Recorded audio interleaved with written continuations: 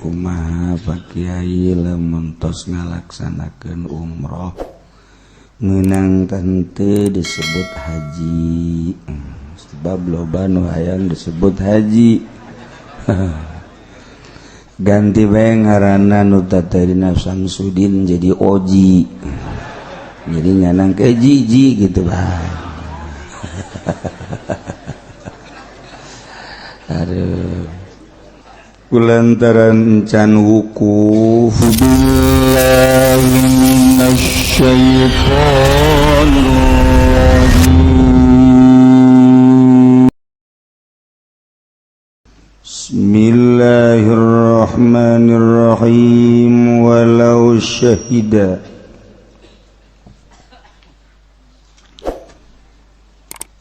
lan lamun nyakseni isnani sapa wong loro ala tsnain ngatasi wong loro biqatlihi kalawan mateni ing wong fasyahida maka nyakseni ya isnani ala lawalain ngatasi kang awal karone biqatlihi kalawan mateni wong fa in saddaqal waliyu maka lamun ngabenerkeun sapa wali alawalaini ingkang awal karane hukima bihima maka dan hukumi apa bihima kalawan karane awalai awil akhiraini atawa ingkang wawane karane awil akhiraini atawa ingkang akhir karane awil jami'a atawa ing sakabehe aw kadzaba atawa ngagorokeun ya wali al jami'a ing sakabehe batalata maka batal ya karane syahadatan. Walau aqarra ba'dul warasati bi'afi ba'din lan lamun ngaku sapa setengah pirangkang waris kalawan ngahampurane setengah saqatal qisasu maka logor apa qisas. Walau ikhtalafa syahidani lan lamun perebutan sapa saksi loro fi zamanin ing dalam zaman aw makanin atawa ing dalam panggonane aw alatin atawa alate aw hayatin atawa tingkah lagot maka lagaya syahadah wa gila lan den ucapaken opo lawasun lawas. Ieu mah pertanyaan kumaha Pak Kiai lamun tos ngalaksanakeun umroh meunang teu disebut haji. Sebab loba nu hayang disebut haji. Ganti bae ngaranna nu tatarina Samsudin jadi Oji. Jadi nyanang ke jiji gitu bae. Aduh. Kulantaran encan wukuf di Padang Arafah encan jadi haji sebab cek Kanjeng Nabi al-hajju arfatu ma'zamu arkanil hajj wukuf di Arafah gegedena rukun haji wukuf di Arafah. Jadi umroh mah encan kaasup haji ulah disebut haji.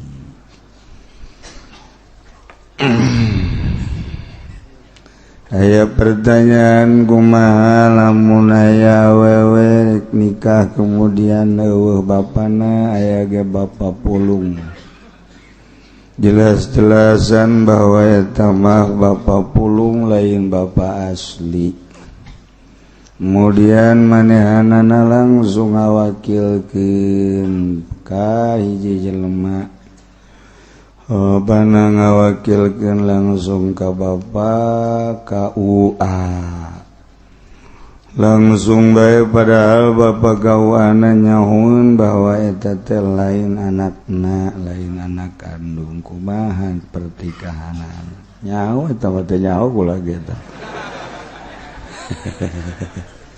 sebab anu kudu nikahkeun makan wali ari bapa angkat mah lain wali geus atuh ngawakilkeun ge teu sah boro-boro nu lain bapana jajak-jajak bapana ngan bapana pasek aju ngawakilkeun teu sah sarwiti boga bapa ngaranna Freddy aju nyana mabok malam mingguan di orkes ju isuk-isuk nyana masih langleng kene pasek ngaranna ju ngawakilkeun teu sah ngawakilkeun emang kumaha kitu nikahkeun mentak hese atawa bapana tukang zina mun ngalaksanakeun dosa kabair pasek khuruj am taatillah kaluar tina nurut ka Allah aju nyana ngawakilkeun teu sah ngawakilkeun nyana nikahkeun teu sah ngawakilkeun teu sah kumaha teu bisa dikawinkeun budak pamanya cenah ge sia masuk manya ngaji sok teluk didengekeun sia mah sakaing teu sah kudu kumaha atuh kudu tobat heula si walina ulah lantaran nikahkeunana teu sah lantaran pasek anak teu sah nikahkeunana teu sah ngawakilkeunana maka tobat heula maca istighfar lazim bener tobatna kakarak nyana bisa nikahkeun atawa ngawakil terutama saksi anu ngasahkeun jeung ngahentekeunana pertikahan adalah saksi jadi kelanjutanana perkawinan tergantung saksi saksina teu meunang nu pasek oh iya nikahkeun langsung digerok aja hayu ke pangnikahkeun ieu pake celana pendek deuk main bola Masya Allah pakai saksi nikah nu mantak beuki halal hancur bae guari negara beuki acak-acakan lantaran pertikahanana nyana sambarangan itu keneh rakyat diharam-haram ge riba terus bae teu ngadenge ka omongan kiai lain kiaina tapi bahasa para ulama dina kitab kiai mah nyampaikeun teu ngadenge sebab pertikahanana baheula pasek ketemu pasek akibatna kuari dititah benerna teu daekeun embungeun ngadengekeun pangajian main HP ti isuk datang ka sore di sore datang ka isuk deui eta akibat teu beres pertikahanan mantak wayahna dimulai kuari urang mengaji sing apik nikahkeun anak urang siji wayahna pamarentah mah ulah waka dijadikeun saksi satungtung aya ustad aya kiai lain ngaleutikeun pamarentah sebab nyana keur ngagulung-gulung hukum lain hukum Al-Qur'an eta nu nembrakna nu belah dituna nyana kabehan korupsi berjamaah eueuh pemerintah anu teu korupsi aya gelah teu kader ketika bupati ditangkep gubernur ditangkep urang nyaho gubernur anu ditangkep di penjara bupati anu ditangkep di penjara nu henteu ditangkep lain berarti teu korupsi ngan can giliran can kagiliran doang ketika ditalungtik moal aya bupati nu teu korupsi daek sumpah ulama daek sumpah sia masuk kaju gitu mantak ulah bupati dijadikan saksi ai hadir matena naon sadiakeun dahar nginum ngan jadi saksi nikah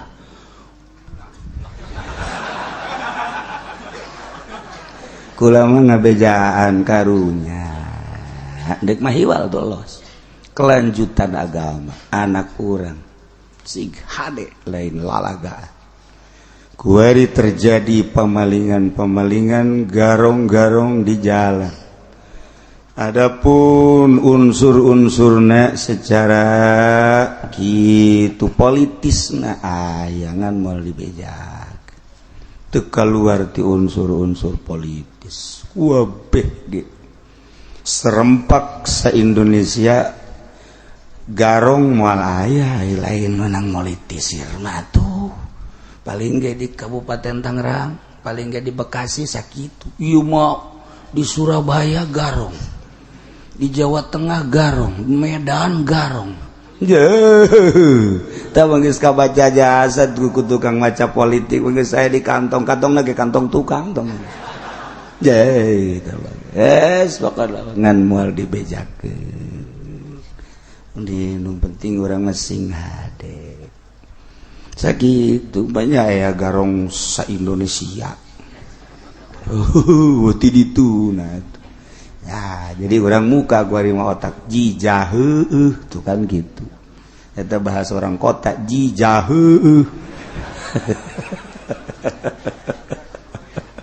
bahasa ya garong babarengan ti ditu aja diberitakeun di televisi jadi aya urang ngadenge loba di Cikupa aya pemalingan benang haju di Citra benang pernah terjadi nu dibeuleup cap baja eueuh deui kan ieu mah pohar mun lain menang politisir moal ieu non gara-gara penilaian gitu satu sisi di sisi lain emang garong asli na loba jas sebab wabeh lamun pamarentah nyebutkeun waduh teu pamalingan teu boga kais pamalingan nyebutkeun waduh si eta pamalingan si eta maling teu boga kaisin eta pamarentah sebab eta mah nyana ngaling maling motor ais itu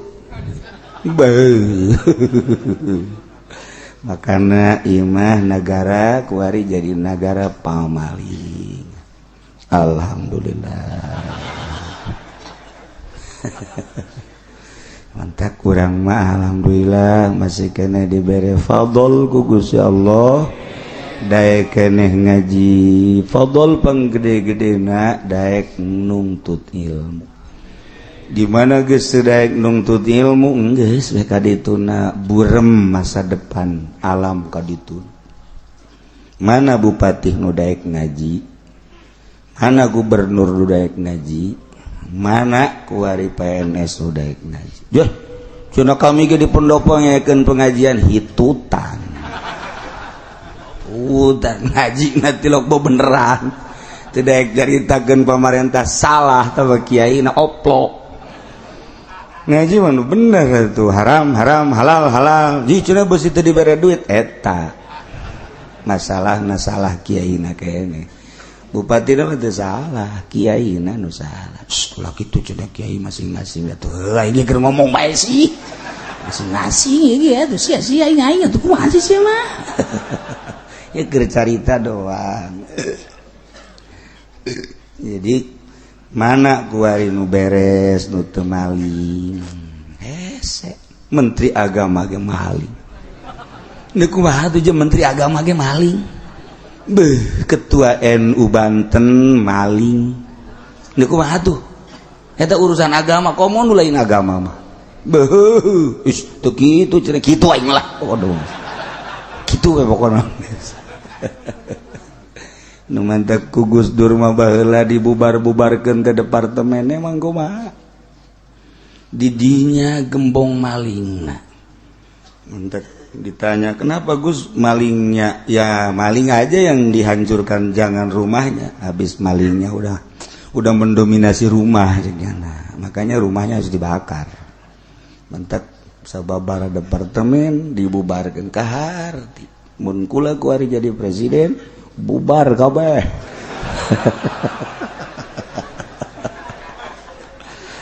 Penyakit amat kiai atuh aing na moal jadi presiden ieu.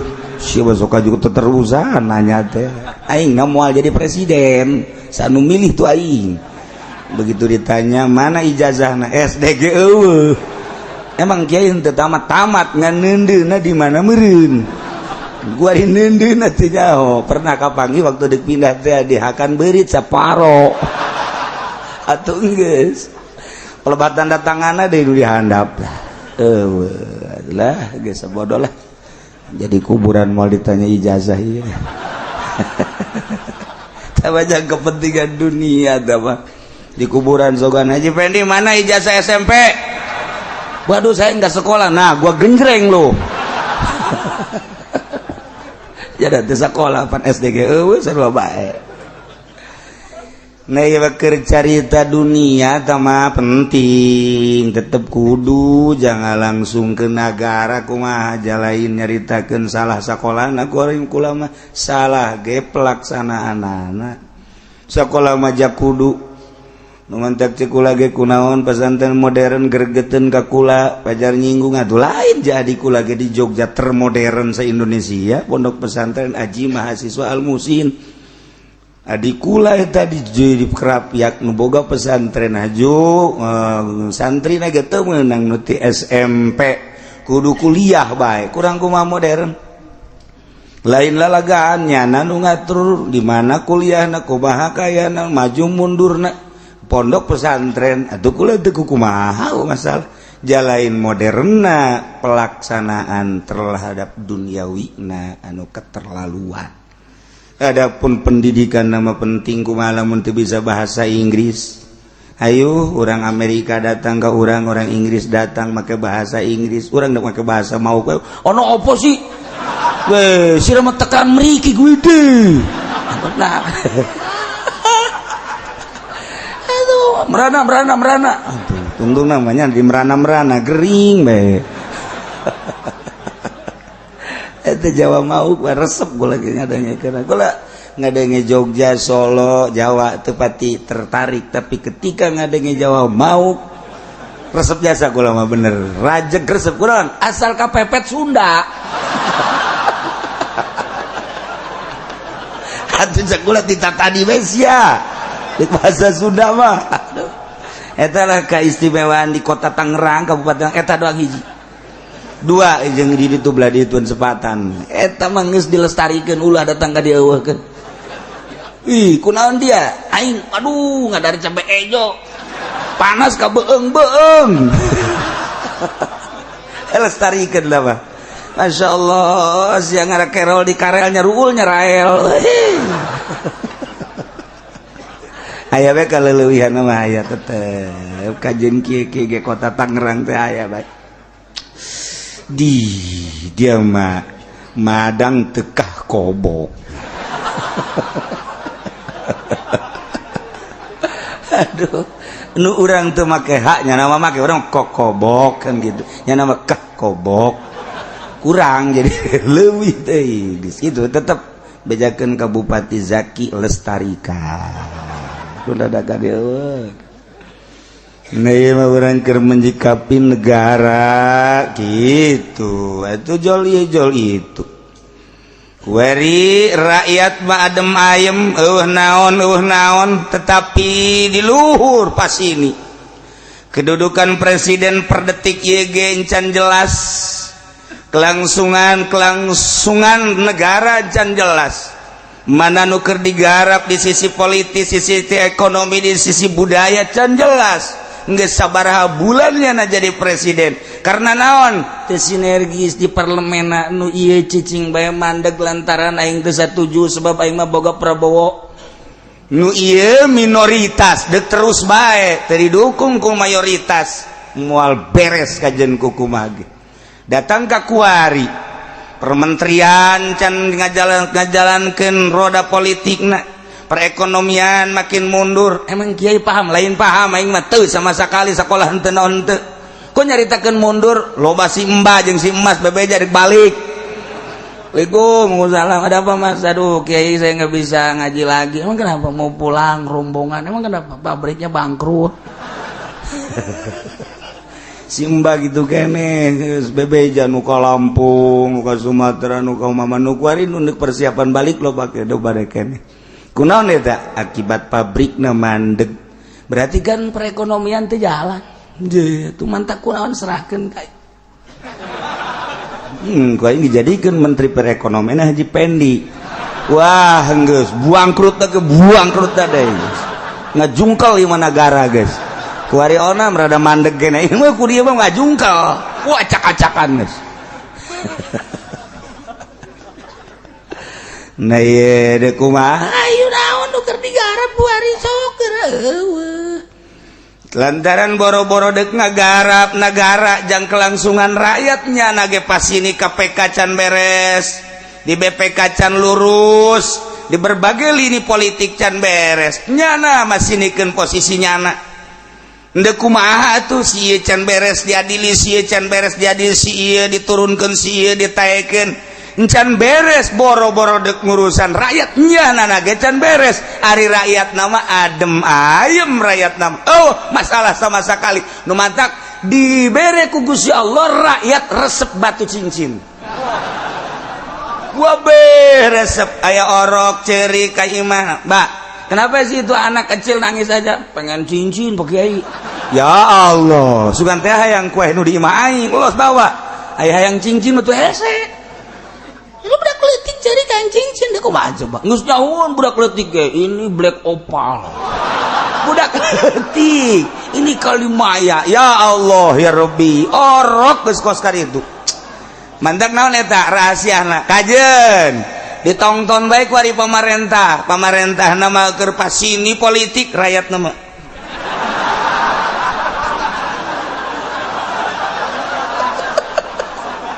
baru aja nyayomkeun pemerintah lo siapa sini ka ditu rakyat sorot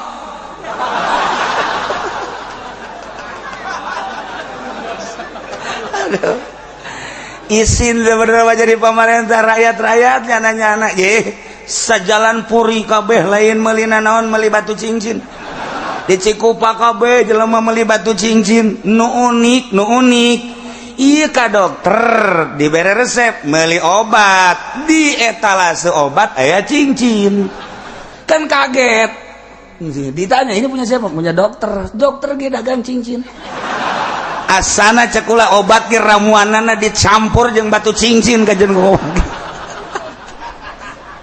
ieu kumaha nyayomkeun negara lo sia-sia pas ini aing bae indah jasa aing mah geus kieu bae dedengean di Aceh aya sabaraha ton cek nya di NTB sabaraha ton geus aing mah ngadenge geus puas bae lah pokona mah geus kumaha coba negara nu mentak isyarah ilal majnun edan kabehan itu edan kabehan ngaranna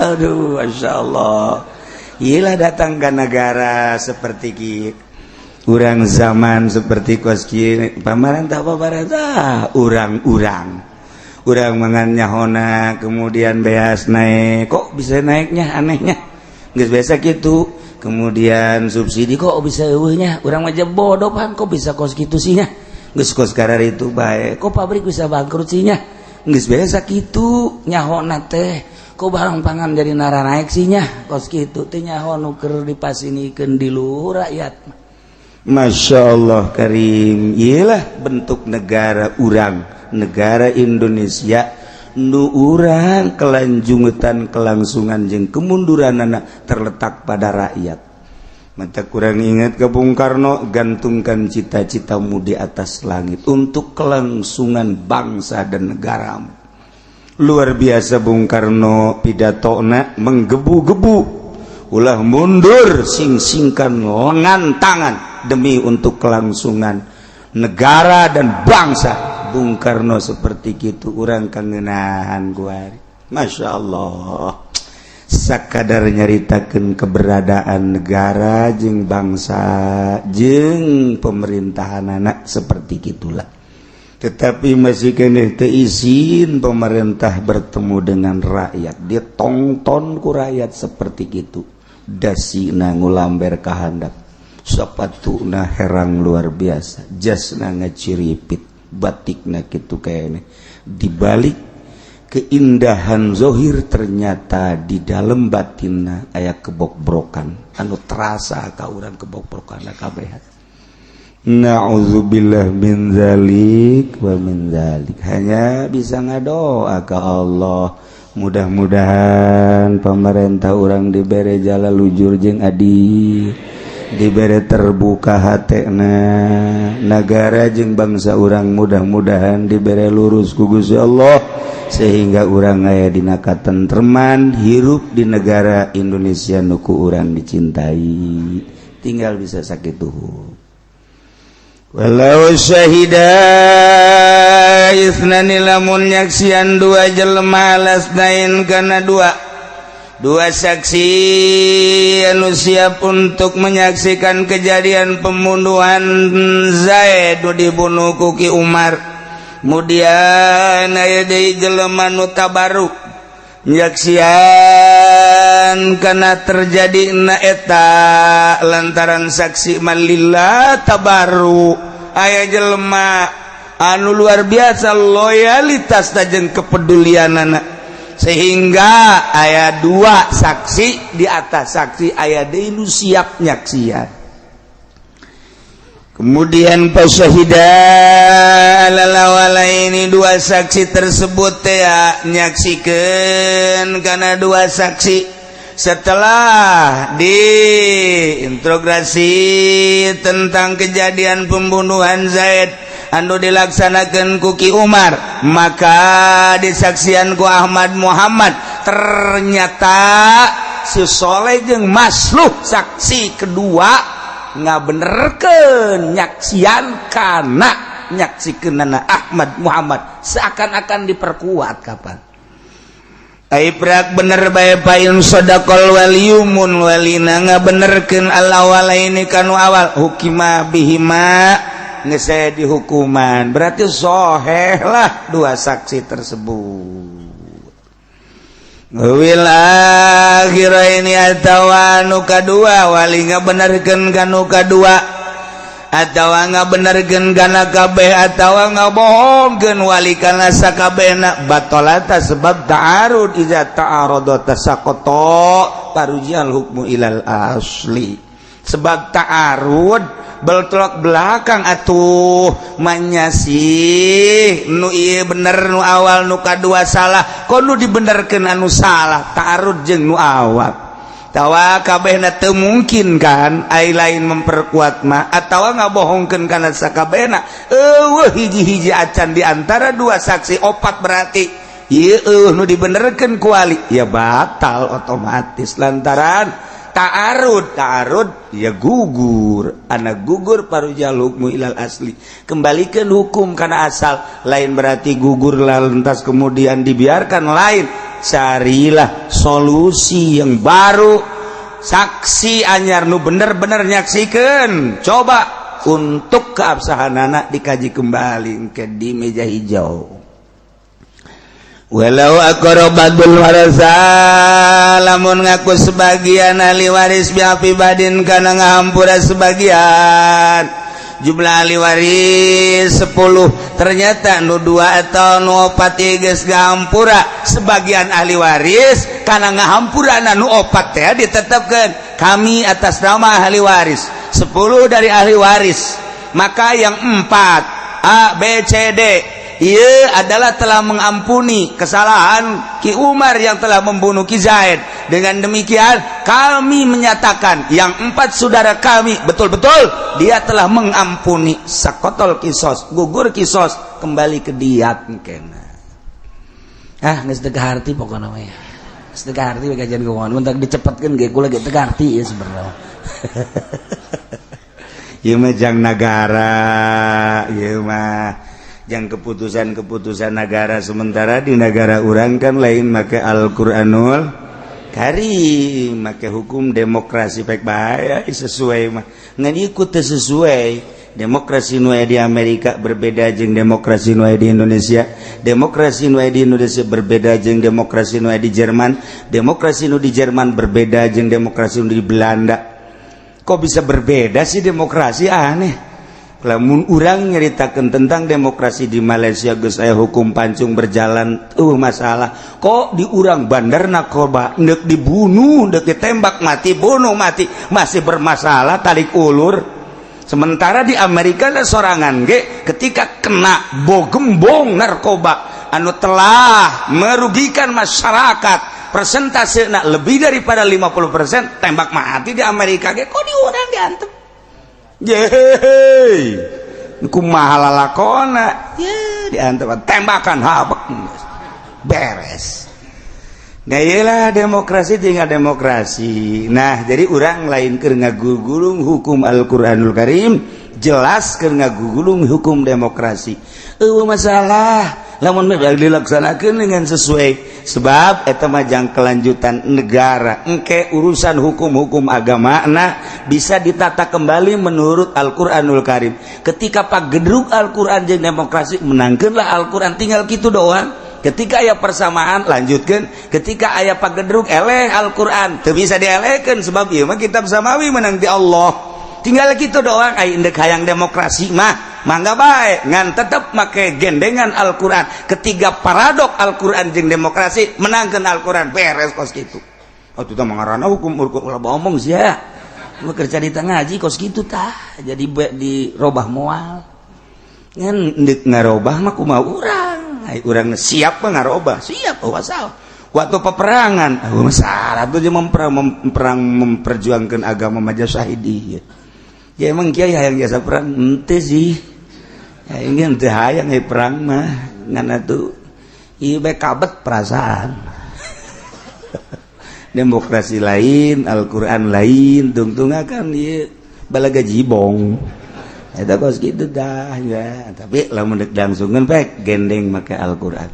Janyana ge ulah-ulahna naon diwisuda bae make Al-Qur'an dikieukeun. Sahanu nita Al-Qur'an diteun luhur coba ayo kitab mana nu diteun di luhur jauh. Ketika DPR dilantik, ketika bupati dilantik, ai Qur'an disusuhun, ai pelaksanaanna maling malulu. Teu izin sia ka Al-Qur'an, bego meureunna. Ye, umaha meureun. Cenah kieu ulah sok kitu aing mah kitu bae. Artina teu aya penghargaan terhadap Al-Qur'anul Karim, hanya dibuat kamuflase. Zahirna unggul batinna mah henteu. Masyaallah naon hartina Al-Qur'an disusuhun. Maknana berarti saya siap untuk melaksanakan roda pembangunan. Ketika saya menjabat jadi bupati sewilayah kabupaten dengan disaksikan oleh seluruh mata masyarakat yang ada di Kabupaten Tangerang, dan lebih-lebih Al-Quranul Karim, bukan sekedar Al-Quran sebagai lambang, tetapi ingat terhadap yang menurunkan Al-Quran ialah Allah Subhanahu wa Ta'ala. Saya saksi, saya bersaksi dan bersumpah bahwa saya adalah diangkat jadi bupati sebagai amanat dari masyarakat, disaksikan oleh seluruh masyarakat dengan berlambang Quran bahwa Allah lah yang menjadikan saya sebagai bupati, dan sekaligus Allah lah yang melihat saya. Saya bersumpah, ya Allah, ketika saya tidak melaksanakan keharusan sesuai dengan aturan-aturan undang-undang, maka turunkanlah geledek buat saya. Saya kurang seri bego mereka galedek si seri. Esar lajeng gitu makna teh cek tukang ahli munazoroh mah. Eta teh aya di santri mah ya Pak Fan, ngaranna Fan Munazoroh. Fan Munazoroh mah di mana urang ngaku kana hiji perkara di mana ngalaksanakeun, hiji perkara di mana ngucap, hiji perkara sebagai akuan berarti. Gitu teh masyaallah urang neulekeun kunaon nya teu paham. Lamun teu paham ngaji heula ka aing.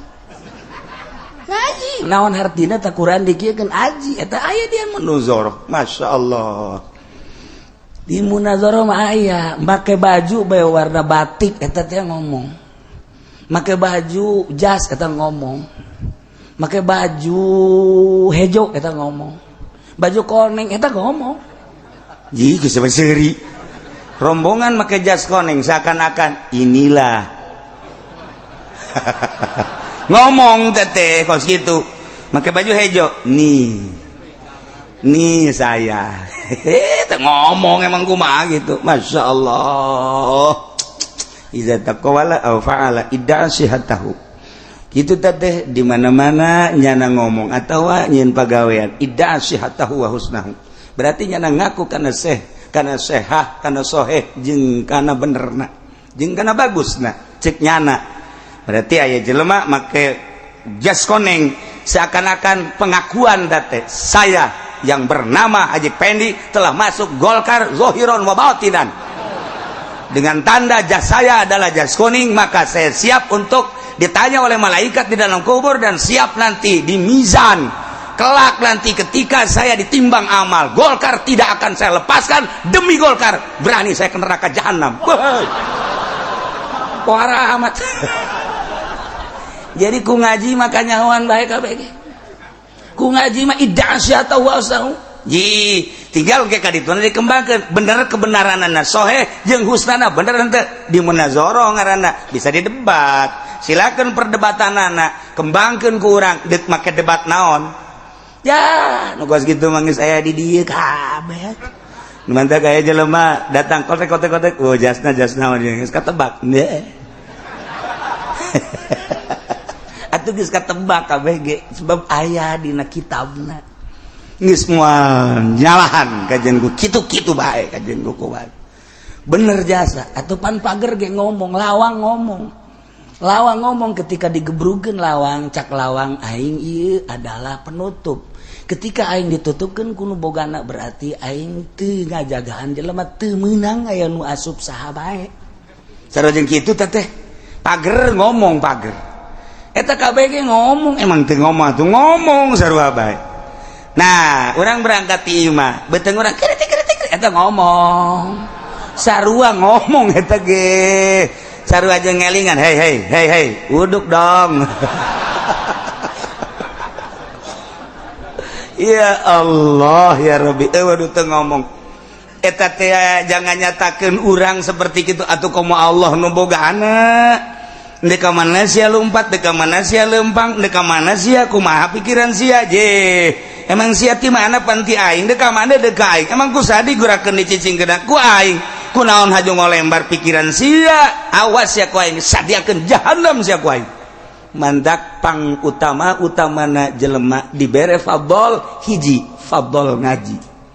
Sehingga ku ngaji mah terbuka blak wih jauh barang ngaji bapak orangnya wih jauh kredit haram wih bener nyana ge kan mikir-mikir aing sabaraha bulan deui nya waduh lamun pae aing sieun oge aya tah nyana ngerenyet gitu mah aya datang ka imam merengut bae kak konon merengut bae ai kreditan orang sabaraha bulan deui kunaon haji inget ka kreditan enggak lain jadi rada kaget oge cenah barang ngaji mah jah horeng ngreditnya teu beres tah ulah sok ngaji kak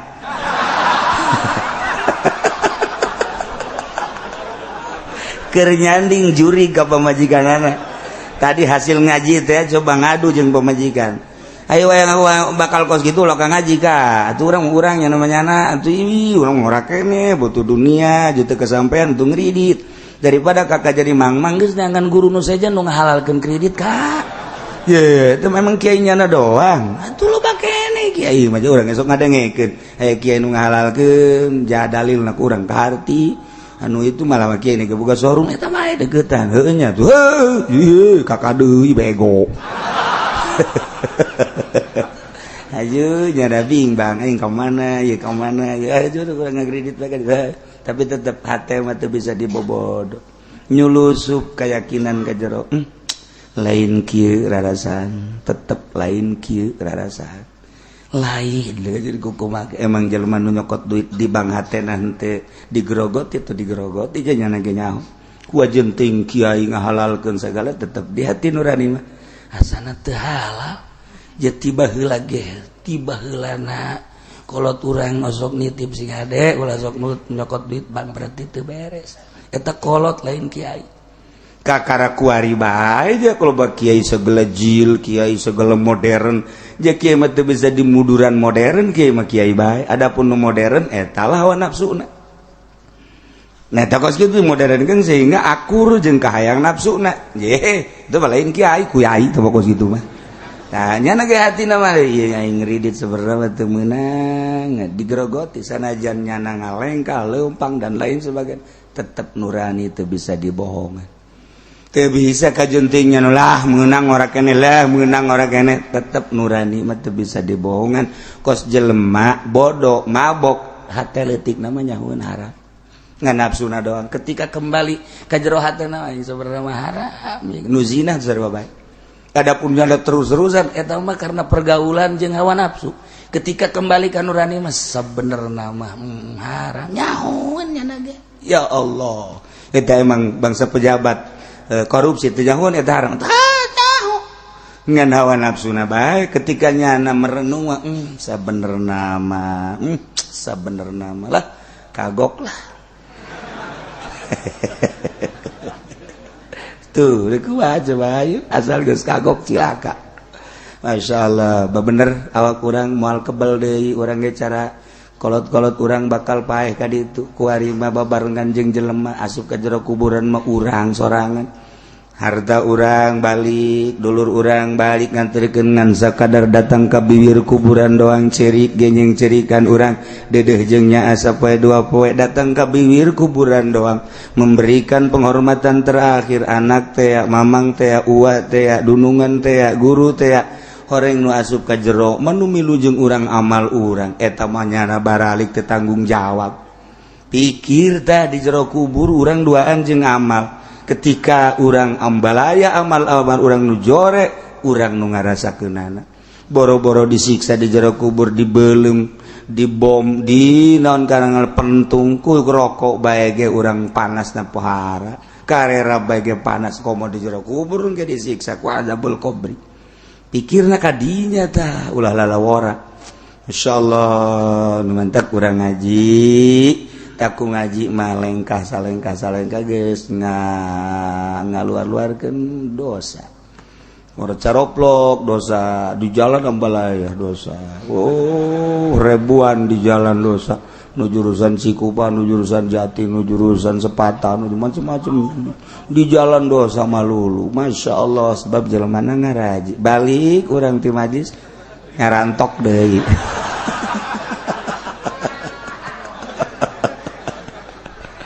Masya Allah kari ulah teteg lah teh urang walau ikhtalafa syahidani bi zamanin lamun dua saksi berbeda dina masana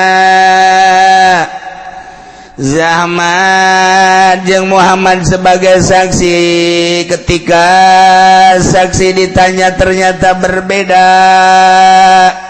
dina zaman Ahmad begitu ditanya kejadian pembunuhan Zaid Kuki Umar cak Ahmad tipeting begitu ditanya Ki Muhammad iraya terjadi pembunuhan Umar membunuh Ki Zaid ternyata ceknya na berbeda antara saksi nu hiji jeung saksi nu hiji atau dua saksi Ahmad Muhammad menyatakan berang ternyata saksi kedua penting ia berbeda ikhtilaf syahidani fi zamanin lagot saksi tersebut tidak bisa dipertanggungjawab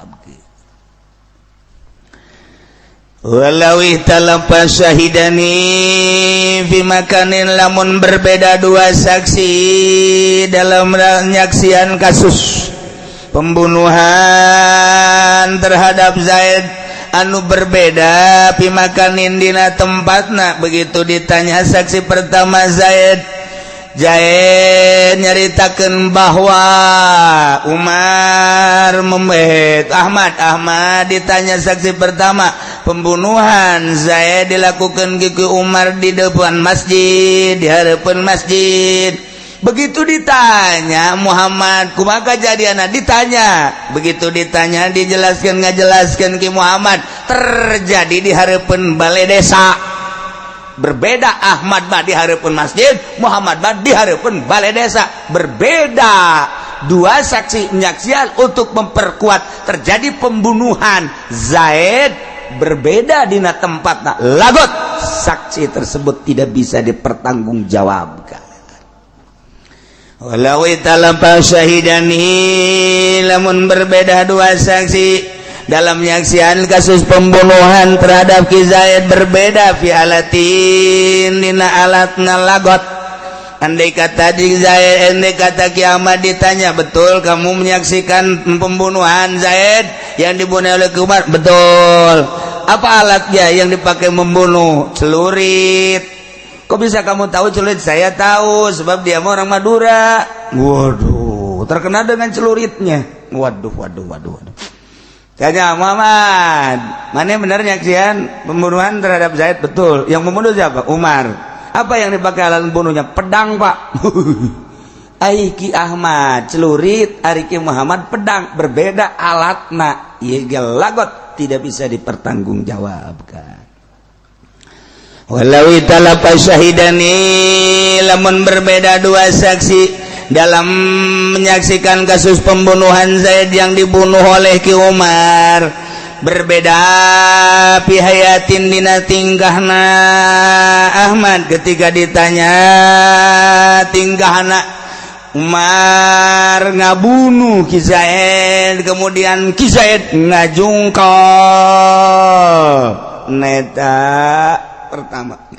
Mereka dua Saki Muhammad begitu ditanya ku jaksa, terjadi pembunuhan Zaid yang dibunuh oleh Ki Umar, tingkahna ieu diseret, berbeda tingkah. Nu ieu mah ditebas ngajungkal, nu ieu mah diseret. Wah, berbeda lagot, teu bisa dipertanggungjawab. Kudu akur dua saksi untuk memperkuat kasus pembunuhan tersebut. Insyaallah orang lamun nyaritakeun tentang pembunuhan di Indonesia, pohara jasa. Di kepemerintahan SBY ge pohara, di pemerintahan nu kuari leuwih pohara deui. Pembunuhan berbagai kasus, terutama ieu narkoba naik 20% dibanding dengan di zaman SBY. Namun di zaman SBY eta aya 20% ditambah 20% 40%. Jadi ribuan per tahun nanti 8.008 7 juta manusia per tahun teh 8 juta manusia nu terbunuh ku narkoba. Ndeu kumaha coba 8 juta lain saya ti jelema. Ieu encan aya reaksi di masyarakat teh kumaha? Coba hayu teh kumaha coba. Masyaallah terus-terusan baheula mah ceuk kula ge kitu narkoba eta di kota-kota besar, perzinahan di kota-kota besar, pembunuhan kayak gitu kene karena di kota mah heterogen campur dan lain sebagainya. Kuari manggeus merajalela ka kampung-kampung, nu ngaran ganja gele di kampung geus ambalaya. Nu ngaran minuman keras lain daripada bir bintang. Naon bae geus ka kampung-kampung berbagai merek. Karena merekna gitu ditalingakeun ku polisi nyana tanpa merek, ramuan sorangan. Jadi leuwih dahsyat deui budak SD baheula teh kacaritakeun mabok ku ari memulai ti SD. Ieulah dihancurkeun ku orang-orang Yahudi pola pikir bangsa Indonesia. 10 tahun ka tukang mah urang masih keneh aya harismaan pemerintah teh karena nu mabok. Ketika pemerintah kuari ikut mabok, minimal manehanana nyaho tapi diam, tidak bertanggung jawab untuk kelangsungan bangsana, maka teu berharisma deui. Polisi kuari jadi lecehan, abri kuari jadi lecehan, budak letik ge ceuri kuari mun dilalag polisi cicing langsung. Budak letik ge geus pohara jasa ka polisi teh. Masyaallah, ieulah diurang kuari. Baheula mah urang ka guru SD bege hormat jasa sebab ngana ngaguruana bener-bener ngadidik muridna. seakan-akan perbedaan antara guru sekolah jeung guru ngeja akur mantak kula kerletik ku abah almarhum coba sia dek lebaran ya gera ngazakat fitrah kok kali itu tuh kagak Pak Guru Hasan tita ngazakat tuh ka Guru Hasan kagelang kunaon eta di aku berarti bener-bener ngadidikna sehingga dimenangkeun da urang ngazakat ka guru baheula mah kosit breng ngazakat ka guru SD sebab guru SD da layak dibere di aku perbedaan antara guru SD jeung guru ngaji ngeja sarua pada guruna kuari urang neuleuh guru SD Masya Allah Karim neuleuh guru SMP jeung neuleuh kadal akur neuleuh guru SMA jeung guru kuliah sarua jeung neuleuh oretaneuh sarua jeung orek kobra da kumaha tuh komo engke ka ditu da pamarentahna kos orai naon meureun tah mah sanca bisa ieu mah keur carita naon kitu ratapan masyarakat seperti kos kitulah sehingga masyarakat atau budak sekolah bisa ngahina ka guru emang hinaeun kos kitulah kuari di urang walaupun teu keseluruhan tapi mayoritas seperti gitu eueuh pengorobatan ti budak Masya Allah Karim jadi kos kieu urang akibat awalna terlalu main duit sehingga budak berpikiran lah horengan dari itu udah bener bae dari deuleu meureunana guruna gajah bobogohan bae guru aing bobogohan atuh aing ge meureun ulah eleh ku guru bobogohan sarua bae aju kadengekeun guru SMA menzinahi anak muridna kitu keneh kuliah beuh geus ka rumaha kuari ieulah bangsa urang nu bakal nyekel negara kelak nyana bakal jadi camat kelak bakal jadi bupati kelak bakal jadi PNS kelak bakal jadi gubernur ti SMA na geus kos karari itu pikumaheun ka hareupeun untuk merubah mengembalikan dengan berbagai cara di Indonesia hese boro-boro eta nu umum sangkilang di NU Gus Dur mengembalikan ke hitoh 26 seseleh hayang ngaleungitkeun budaya-budaya ieu tah di NU supaya bener-bener organisasi sosial keagamaan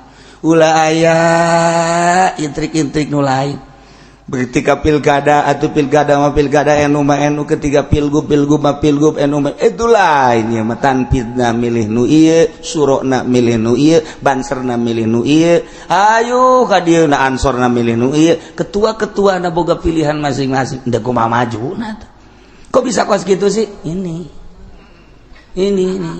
sudah ditanamkan lebih dahulu nyana geus teu bisa nyebut cau nyana deuk kumaha atuh lamun di NU bae geus kos kitu masyaallah nu mantak muktamar NU kuari tahun ieu bakal diayakeun di Jombang ieu teh supaya dihadiran ku Ki Hasyim Asy'ari dihadiran ku Gus Dur supaya nya merasa dihadiran geus ayana di Jombang abeh naon abeh ulah aya main ki kuari mah ketua NU nu terpilih ge main kos kieu keneh bae diharapkan supaya benar-benar kembali ke itu cacak NU sakitu saselehna komo di luar NU mawadah nahdlatul ulama kebangkitan ulama barang di dieu kumaran ulamana di Golkar si eta di NU si eta di itu si eta di MUI si eta kabeh mun ditanya ku urang kunaon sia di dieu supermarket pan aing mah atuh berarti di akhirat lagi super jahanam berarti mah ya mal beres kajian ku bahagia Masya Allah iya negara urang wakila cek sagaul malausun laos bisa engke kurang diprediksi ditinggali keabsahanana maka dikaji kebenaran nu sabenerna wallahu a'lam.